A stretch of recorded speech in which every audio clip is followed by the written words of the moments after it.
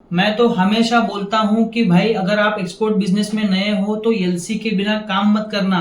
लेकिन सब लोग बोलते हैं कि एलसी होती कैसे है, हमें पता नहीं है, कौन से प्रिकॉशंस लेने हैं, कौन सी ऐसी चीजें हैं जहां पे हमें ध्यान रखना चाहिए एज अ न्यू एक्सपोर्टर। तो घबराइए मत दोस्तों, मैं इस वीडियो में आपके लिए पूरा बताने वाला हूं कैसे एलसी होता है, उसके क्या क्या टर्म्स एंड कंडीशंस होते हैं, कैसे आपको वहां पे गो हेड करना है, एलसी अगर चेक भी करना है तो क्या क्या टर्म्स एंड कंडीशन चेक करने हैं। ये सारी चीजें मैं आपको इस वीडियो में बताने वाला हूं। और जी हाँ दोस्तों, अंत तक जरूर देखना क्योंकि अंत में आपको मिलने वाला है एक गोल्डन टिप जिसकी वजह से आपका ढेर सारा पैसा बच सकता है एलसी पेमेंट टर्म के अंदर। तो चलिए दोस्तों, without wasting much of time चलते हैं सीधा बोर्ड की तरफ।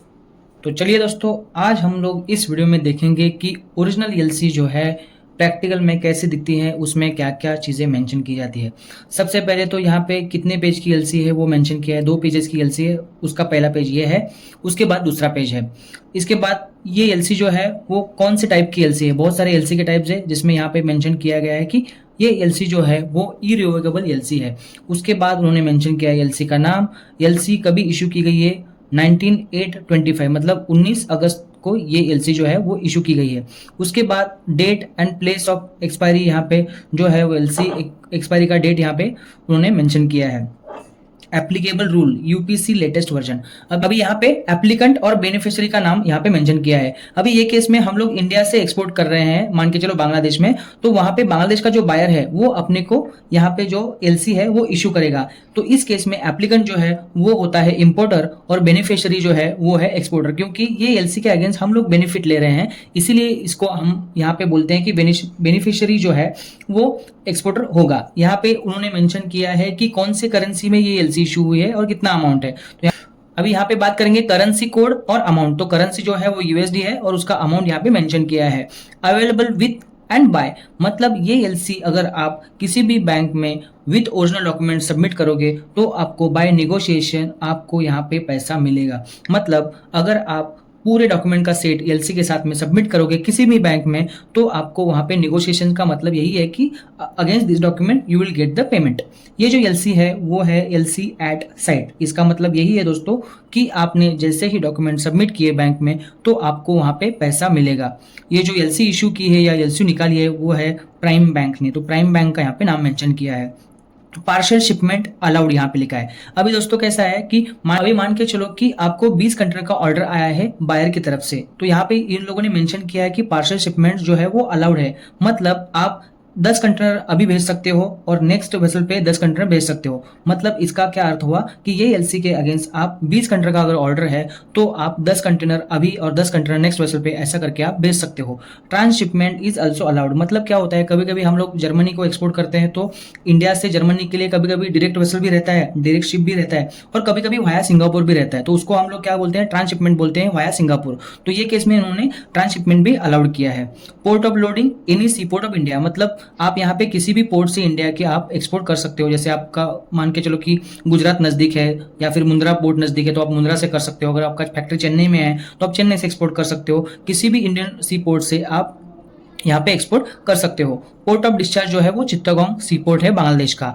लेटेस्ट डेट ऑफ शिपमेंट मतलब लास्ट डेट ऑफ शिपमेंट यहाँ पे ये लोगों ने भी मेंशन किया है कि भाई आपको इसके अंदर कुछ भी करके जो भी मटेरियल है या शिपमेंट है वो आपको करना है। यहाँ पे डिस्क्रिप्शन ऑफ गुड यहाँ पे मेंशन किया है। अभी दोस्तों एक चीज यहाँ पे मैं आपको गोल्डन टिप बताना चाहूंगा कि जो भी डिस्क्रिप्शन या जो भी कमोडिटी का नाम यहाँ पे मेंशन किया है एलसी के अंडर वो एग्जैक्टली आपको बीएल पे या कोई भी डॉक्यूमेंट आप बना रहे हो उस पे मेंशन करना इंपॉर्टेंट हो जाता है।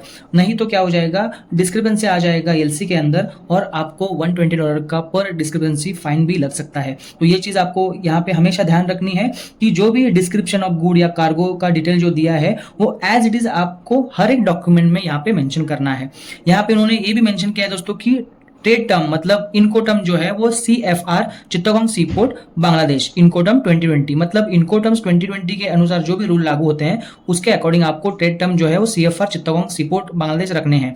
कभी कभी हम लोग CFR को CNF भी बोलते हैं। CNF एंड CFR ये दोनों सेम है, लेकिन यहाँ पे जब भी इन्होंने बताया कि CFR शुड बी मेंशन्ड, तो आपको CNF की जगह CFR ही लिखना है। CNF और CFR दोनों सेम है, उसका मतलब होता है कॉस्ट एंड फ्रेट। इसका मतलब इंश्योरेंस की जो भी जिम्मेदारी है वो रहेगी बायर की। तो ये चीज़ों का आपको यहाँ पे दोस्तों ध्यान रखना है। उसके बाद उन्होंने क्लियरली मेंशन किया है कि description, quantity, quality, specification, rate, जो भी चीज़ें हैं वो एज पर प्रोफार्मा इनवॉइस यहाँ पे रहेगी। मतलब कोई भी ऑर्डर फाइनल होने के बाद एक्सपोर्टर क्या करता है, एक प्रोफार्मा इनवॉइस भेजता है इंपोर्टर को। तो यहाँ पे इन्होंने बताया है कि जो भी चीज़ें रहेंगी वो एज पर प्रोफार्मा इनवॉइस रहेंगी। डॉक्यूमेंट्स रिक्वायर्ड, अभी यहाँ पे देखो दोस्तों, उन्होंने क्लियरली मेंशन किया है कि मुझे जो है वो इनवॉइस की 6 कॉपीज चाहिए। वहां पे उन्होंने क्लियरली मेंशन किया है कि freight should be mentioned separately in the commercial invoice. कोई भी कमर्शियल इनवॉइस आप अगर बना रहे हो दोस्तों, तो वहां पे जो भी फ्रेट का अमाउंट है वो आपको अलग से मेंशन करना है।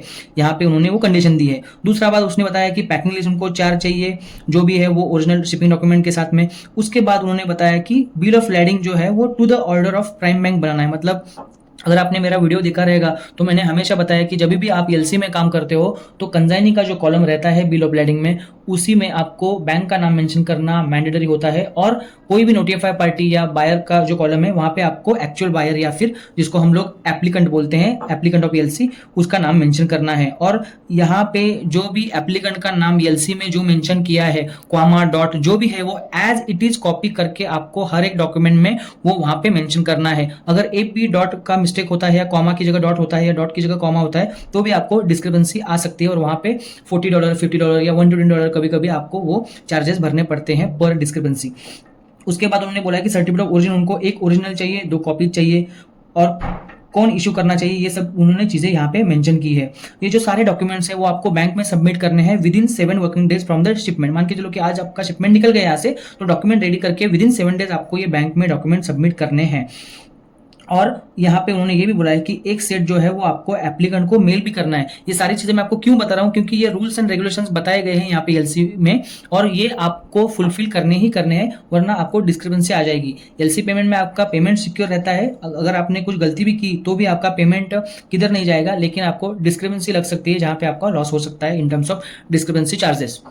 तो ये था दोस्तों पहला पेज। अभी बात करेंगे हम लोग दूसरे पेज के बारे में। यहाँ पे उन्होंने और एक कंडीशन दी है कि country of origin of goods must be mentioned on outside of the all package. मतलब ये प्रोडक्ट जो है वो इंडिया का है, आप इंडिया से एक्सपोर्ट कर रहे हो, तो जो भी आप पैकिंग कर रहे हो, जैसे बॉक्स में पैक कर रहे हो या पैलेट में पैक कर रहे हो, तो पैलेट के बाहर आपको लिखना है कंट्री ऑफ ओरिजिन इंडिया, ऐसे मेंशन होना चाहिए। उसके बाद एलसी एप्लीकेंट का नाम, मतलब बायर का नाम, उसका एड्रेस, टीन नंबर, वो सारी चीजें यहाँ पे आपको एक तो प्रिंट करनी है, एम्बोस करनी है, हाथ से भी लिख सकते हैं। तो ये सारी चीजें उन्होंने मेंशन की है। उसके अलावा उन्होंने यहाँ पे दिया है कि एडिशनल क्या क्या कंडीशंस रहने वाली है। यहाँ पे एचएस कोड का दिया है, ये सारी चीजें उन्होंने मेंशन करने के लिए बोला है, आप एचएस कोड यही मेंशन करना है। उसके बाद आईआरसी नंबर, एप्लीकेंट का टीम, ये सारी चीजें जो है उन्होंने बताई है वो एज इट इज आपको फॉलो करनी है। इसमें कोई भी चेंजेस आप नहीं कर सकते आपकी मर्जी से। उसके बाद बताया कि all document should be in English. English में आपको सब डॉक्यूमेंट्स बनाने हैं, कोई भी रीजनल लैंग्वेज आप यूज नहीं करते हो। जनरली सारे डॉक्यूमेंट्स तो इंग्लिश में ही रहते हैं, फिर भी उन्होंने यहाँ पे मेंशन किया है। $57 केबल चार्जेस लगेंगे, मतलब आपका जब भी पेमेंट ट्रांसफर होगा तो उसमें से $57.50 डिडक्ट हो जाएगा एज अ केबल चार्जेस। तो शिपमेंट, अब यहाँ पे एक इंपॉर्टेंट वहाँ पे उन्होंने बताया है condition, shipment on Israel and United Nation restricted countries flag vessels are prohibited. इसका मतलब क्या है दोस्तों, कि जो भी वेसल, जो भी शिप है जिसके ऊपर आप कार्गो लोड कर रहे हो, वो वेसल जो है वो इजराइल का नहीं होना चाहिए, या ऐसी कंट्रीज जिसको यूनाइटेड नेशन ने रिस्ट्रिक्ट किया है उसका वेसल होना नहीं चाहिए। क्योंकि हर एक शिप के ऊपर हर एक कंट्री का फ्लैग होता है। जैसे बहुत सारी, जैसे एक वेसल है इंटर सिडनी करके, तो उस पे ईरान का फ्लैग रहता है, तो बहुत सारे एक्सपोर्टर है वो ईरान की फ्लैग जो वेसल है उस पे लोड नहीं करते हैं। तो यहाँ पे आपको यहाँ पे आपको इजराइल या यूनाइटेड नेशंस की जो भी वेसल्स है उसके ऊपर आपको वो मटेरियल लोड नहीं करना है। अभी आपको कैसे पता चलेगा कि ये इजराइल फ्लैग्ड वेसल है या नहीं, तो इसके लिए आपको शिपिंग लाइन से बात करना पड़ेगा कि मुझे जो इजराइल फ्लैग्ड वेसल है वो नहीं चाहिए, और इसके लिए आप एक शिपिंग लाइन से लेटर या सर्टिफिकेट भी ले सकते हो कि भाई ये जो वेसल है वो जो है ये इजराइल फ्लैग्ड वेसल नहीं है, और शिपिंग लाइन ऐसे आपको लेटर या फिर सर्टिफिकेट भी प्रोवाइड करती है। उसके बाद उन्होंने दिया है पीरियड ऑफ प्रेजेंटेशन, मतलब कि कितने दिन में आपको यहाँ पे वो जो डॉक्यूमेंट है वो प्रेजेंट करने हैं। यहाँ पे 21 डेज में आपको ये प्रेजेंट करना है। तो ये था दोस्तों एलसी के बारे में। ये जो एलसी थी ये रियल एलसी थी मेरे कस्टमर की। मैं आशा करता हूँ कि सारी चीज़ें मैंने आपको बताई है सही से। अगर फिर भी एलसी के बारे में कोई डाउट है, कोई क्वेरी है तो नीचे कमेंट में मुझे ज़रूर बताइए। मैंने एलसी पेमेंट टर्म के ऊपर भी एक अलग वीडियो बनाया है जहाँ पे मैंने एक्सप्लेन किया है विथ रियल एग्जाम्पल कि कैसे एलसी में पेमेंट टर्म वर्क होता है, तो वो वीडियो भी आप जाके वहाँ पे देख सकते हो। अगर कोई और टॉपिक है जिसके ऊपर आपको लगता है कि मुझे वीडियो बनानी चाहिए तो नीचे कमेंट में ज़रूर बताइए, मैं उस टॉपिक पे भी वीडियो बनाऊंगा। मिलते हैं नेक्स्ट वीडियो में, तब तक के लिए एक्सपोर्ट करते रहिए और आगे बढ़ते रहिए। जय हिंद।